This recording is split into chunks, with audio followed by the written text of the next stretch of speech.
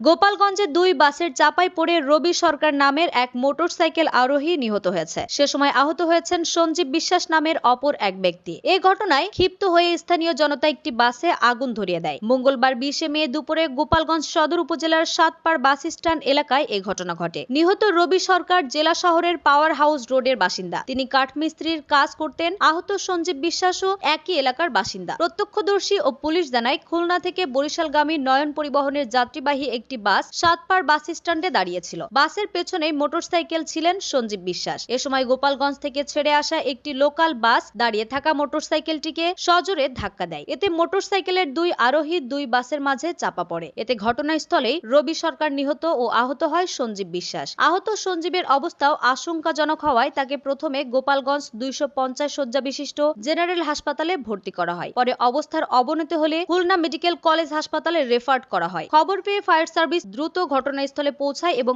আগুন নিয়ন্ত্রণে আনে। ঘাতক বাসের ড্রাইভার এবং হেলপার পলাতক রয়েছে। গোপালগঞ্জের অতিরিক্ত পুলিশ সুপার রুহুল আমিন ঘটনাস্থল পরিদর্শন করে বলেন, বাসে আগুন দেওয়ার ঘটনায় জড়িতদের বিরুদ্ধে ব্যবস্থা নেওয়া হবে। এছাড়াও দুর্ঘটনায় নিহতের বিষয়ে প্রয়োজনীয় আইনগত ব্যবস্থা গ্রহণ করা হবে। ডেস্ক রিপোর্ট, দৈনিক রানার।